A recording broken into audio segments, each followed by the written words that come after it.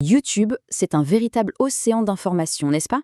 Alors la grande question, c'est comment on fait pour y dénicher les vraies pépites, les infos fiables, sans y passer des journées entières? Eh bien, c'est exactement le défi qu'on va essayer de relever aujourd'hui. Alors, pour commencer, accrochez-vous bien. Voilà un chiffre qui donne le vertige. 500 heures de vidéos ajoutées sur YouTube chaque minute. Ce n'est pas juste beaucoup, c'est une véritable avalanche d'infos à l'échelle de la planète. Et si on regarde du côté de ce qui est visionné, eh bien là, c'est encore plus fou. Chaque jour, on parle de plus d'1 milliard d'heures de vidéos regardées. 1 milliard. C'est difficile même à imaginer. On est clairement face à ce qu'on appelle une surcharge informationnelle. Du coup, face à ce flot, ce torrent incessant de contenu, la question qui se pose est évidente, comment fait-on pour trouver ce qui est vrai? Et tout aussi important, comment le trouve-t-on vite? C'est vraiment le double enjeu, la fiabilité et la rapidité. Et c'est ça qu'on va décortiquer. Alors, voilà le programme. On va d'abord parler de cette fameuse surcharge YouTube. Ensuite, on va s'équiper avec ce que j'appelle la boîte à outils du détective. Après ça, on verra comment un super assistant, l'IA, peut nous aider.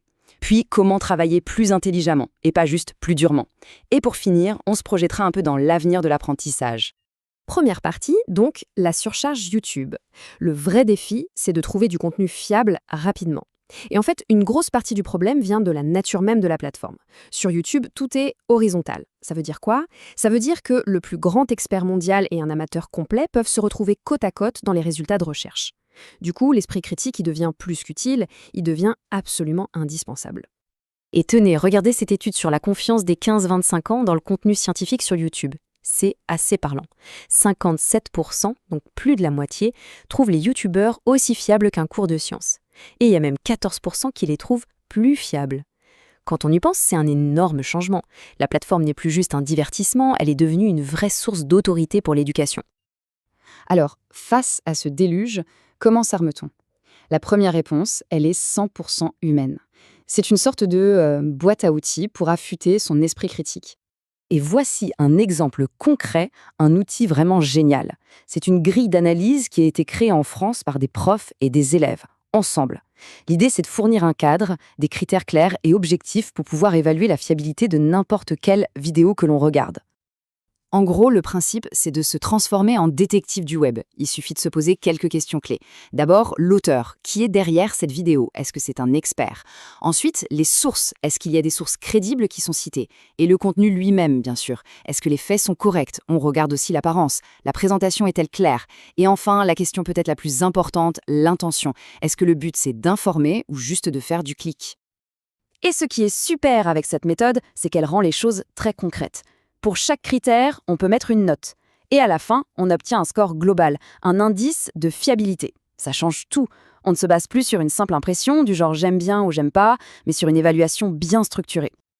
Bon, cette méthode est vraiment puissante, c'est clair. Mais, il y a un mais. Un gros mais même. Elle prend du temps, beaucoup de temps. Et la question c'est, est-ce qu'il n'y aurait pas un moyen d'aller plus vite, de gagner cette ressource si précieuse?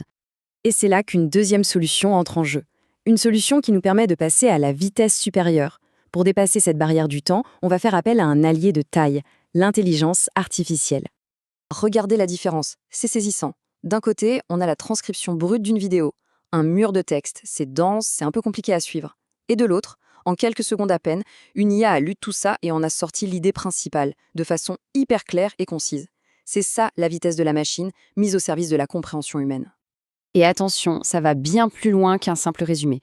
Ces assistants IA, ils peuvent faire plein de choses. Ils peuvent transcrire toute la vidéo en texte en un clin d'œil, générer des résumés avec juste les points essentiels, créer automatiquement des chapitres pour qu'on puisse naviguer facilement dans la vidéo. Ils peuvent même traduire le contenu depuis plus de 125 langues.